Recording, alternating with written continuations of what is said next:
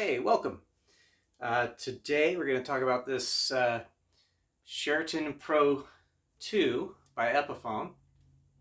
This is a previous model. It's not currently for sale. I think it's out of commission these days. I'm sure you can pick them up used. Um, it's an arch top ES style looking guitar. And yeah, it's a semi-hollow, so it has a block of wood going through here, and you kind of hear it when you knock on down here. It sounds hollow, hollow, solid. But yeah, so it's basically apparently layered maple is the body wood. Not sure what that is exactly. And of course, the color is vintage sunburst. Of course, I don't. Maybe you knew that. I don't know. I guess it's vintage sunburst. This is a bound tortoise shell pick guard, and this is the binding. It has a nice cream binding. That goes all the way around the guitar. Actually, you can see there. Even on the neck and on the back there, on the headstock. So it goes all around the headstock. Yeah, it's a beast. Weighs at 8 pounds, 14 ounces, practically 9 pounds. To me, that's a beast of a guitar. For my guitars, under 7 pounds, or within the 7 to 8 pounds is okay. For me, it's funny how like 2 pounds makes a difference for the guitar. I don't know why. I just pick this up with 2 hands. It's fine.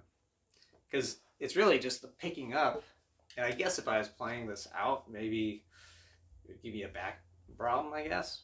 Just bending over to pick it up kind of gives me a back problem. It's nice just to strum unplugged, to be honest. You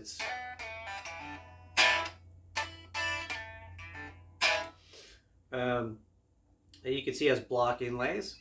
It's pretty nice. Nice little block inlays there. And these are apparently Grover Rotomatic tuners. As you can see, we have the classic Epiphone Tree of Life headstock. Kind of a neat headstock. We got the truss rod cover there with the Epiphone logo. Here's the jack, the input jack right there, and a couple of F holes right here. Here's the other. I don't know if I mentioned already, but Pau fingerboard. That's one of the reasons I bought this, is because like all Epiphone at the time was going to Indian Laurel fingerboards. I'm not a fan of Indian Laurel fingerboards, to be honest. At least not on the Fender guitars. I've noticed on the Epiphone, they must select their wood in a way where the Indian Laurel's pretty nice. A luthier friend of mine, had mentioned that he had shown me a couple of pieces of, for instance, rosewood and Pau Ferro, and he showed me a couple of pieces. They're like identical. Whereas when you see them in the Fender lineup, or here or wherever, they look pretty different, right? So, I think you can get Indian Laurel that looks looks nicer than others. So I think Gretsch, for instance, uses really nice looking Indian Laurel versus Fender. Anyway, yeah. So this is Pau Ferro, Pau Ferro fingerboard, and it has 2 humbuckers, and these are pro buckers, and we have push-pull knobs. Whoops. So that means, if in this position with the pickup selector, we get the neck pickup. In middle position, you get both, and down here you get the bridge, right? Well, say we just wanted to turn this bridge into a single coil, we can pull up this volume knob, which is a push-pull, and now it's a single coil. Then say you wanted to have both pickups, but this a humbucker and this single coil. You just have this one and set to push pull and set to pull, where now you got to push it. Anyway, you have this one up in the middle position, and that's how you do that. Now, if you want to have this one be single coil and this one be a humbucker, you just do the reverse. All right, now this is the humbucker, and this is single coil. No, excuse me, this is single coil, this is humbucker. And if you just want to have only this be single coil, you select this pickup, and now you have just the single coil bridge. So, excuse me, neck. So, yeah, pretty nice feature. So these controls, as you may or may not know, these two are for the neck. These two are for the bridge. So these are both volume, and these are tone.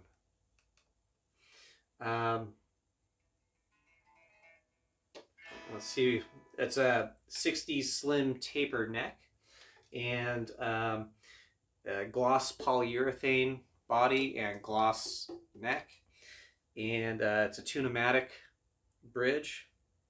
It's all kind of gold looking hardware, and medium jumbo frets.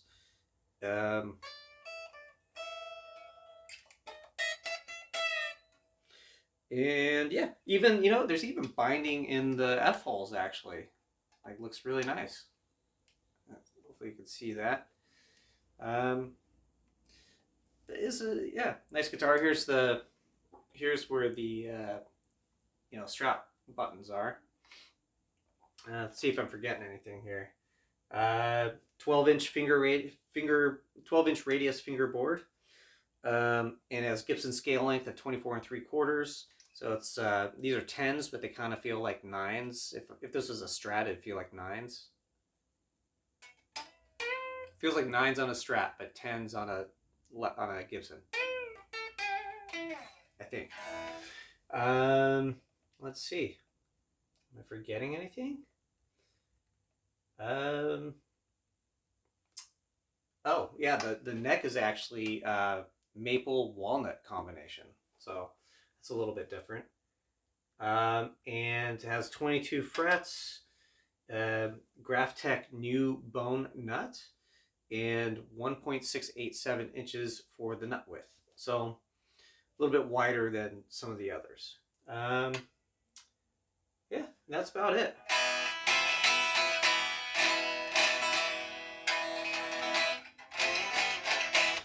The ES stands for electric Spanish. So anyway, I'm going to do some demos here, and it'll start off on the clean channels, and I'm going to show all the pickup selections, which is kind of a lot when you add in the push-pull. And then after that, I'll go ahead and do one with a drive pedal. I'm using the Boss Overdrive 1, the SD1.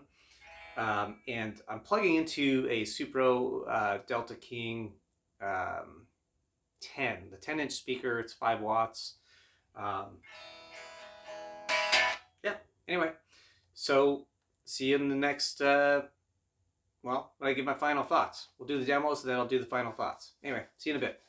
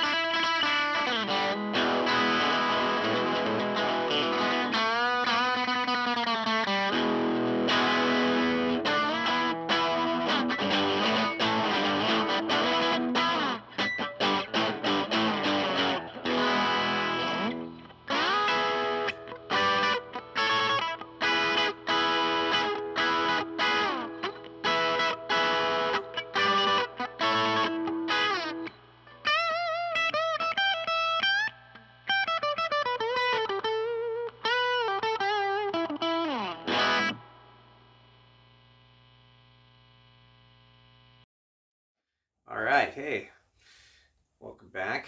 Hopefully the demos demonstrated this guitar well enough for you to, if you see it somewhere on Reverb or use it at your local guitar store or guitar center or wherever, uh, that you know enough about it to where if you tried it out, you'd just try it out. But hopefully the demo helps in some respect to see if you'd even want to bother to try it out. Look, it's my thoughts on this guitar are it's a nice guitar. I really like it. I feel kind of inspired when I play it. I don't know if it's the shape. It sitting down and playing this style of guitar I like because it almost feels like an acoustic because you rest your bicep up here on top and you can strum. And then when you want to pick, it's fine. Reason why I like that is I don't like the guitars where you have to put your arm here and you're pinching your tendons. I feel like that might lead to some kind of hand problems. I don't know. I'm not a doctor. I could just theorize, but I think maybe this kind of forces, like maybe on those kind of guitars that they don't have the forearm contour or whatever, like a Tele or a Les Paul, you gotta maybe this puts your body in the position that you would need to be for those. I don't know, because I have a friend, he loves Les Pauls. I love Les Pauls and Teles too, but you just have to position your arm a little differently so you're not doing that.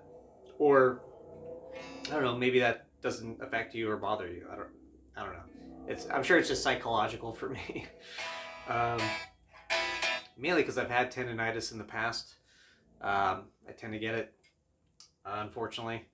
And in fact, that's kind of one of the few issues I have with this guitar is the weight. It's almost 9 pounds, 8 pounds, 14 ounces, right? Which, I mean, okay, to me, this right here feels pretty light. I mean, really, 8 pounds is pretty light. But, being that I've had tendonitis, I got paranoid about doing anything that's straining my hands. So lifting up a guitar with one hand, if I had tendonitis right now, which right now it feels fine, but if I was going through a flare up or whatever it is, I don't understand what it is, but if I did and I picked it up, I might feel like, it's going to bring on the tendonitis. And again, that might just be psychological. I don't know. But for me, like lifting a guitar with one hand by the neck, under 7 pounds is like an acoustic is no problem. It's like, but this, I mean, all I do is just lift it up with two hands and it's fine. But I'm going way off on a tangent here about this stuff. It's a wonderful guitar. It's really nice. It plays and sounds to me really great.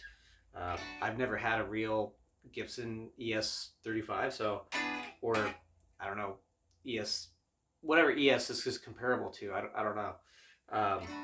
Maybe 50 or something, 40. I don't know what numbers they have, but yeah, it's a really nice, comfortable guitar to play sitting down, and it's not bad playing standing up either. I haven't played it very long standing up. I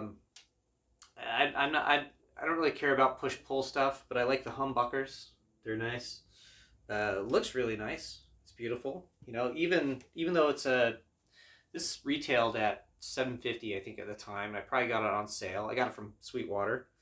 I think it needs a setup. It's not set up perfectly, but in fact, I probably should take it in and get it set up, and maybe I'd like it even more. But the weight kind of throws me off a little bit. But yeah, it retailed at $750, and I don't know if I got it on sale or not. But what I was saying earlier, though, it's just really pretty. Like the wood just looks really nice. Like the pattern, it's really beautiful, and the headstock, and it's so great, and the binding. It's just really nice looking guitar, and it's crafted in China. It's made in China. I haven't taken the sticker off yet, because I'm not sure. I've had it for like a year or so, and in fact of the matter is, I've knocked it over a couple of times, or it's fallen over a couple of times. And I think specifically, drop like that, and then maybe sideways once. Um, and I remember thinking, well, thank God it's not a Gibson. Because I probably have a broken headstock right now. But this is sturdy and durable. This is multiple pieces of wood. I think it has a scarf joint. I don't know. But it's pretty solid, And maybe that adds to the weight, because I feel like a lot of the weight's in the neck. But it's pretty sweet guitar. Love the sound. Again, just needs a setup. I probably really love it. Yeah, sounds nice. It's nice to play unplugged, sit around. The scale length is great. If you only had a regular Tele or a Strat, it's pretty great. And I'd say being able to nab one of these Epiphones kind of that had the Pal-Faro fingerboard right before they went all Laurel, Indian Laurel. It's because I have an issue with Indian Laurel. I'm not crazy about it. But yeah, I kind of went for this because like, oh shoot, I want to get an Epiphone, try one out, see if I like it. Because I was like, in my mind, I was like, well, do I want to buy like a Gibson ES335? So I bought something for significantly less, I guess a fifth of the cost, really. Give or take, and see if I actually liked it and would want to step up to the higher level. And on one hand, yeah, I totally would. I would love to get a higher end guitar. But on the other hand, just me knocking this over a couple times made me realize that's why I can't have nice things. I'm clumsy. Well, anyway, I hope this helps, and you get some value from this video if you watch this far. But regardless, have a wonderful week, and have a good time. Have a good time all the time. Anyway, take care.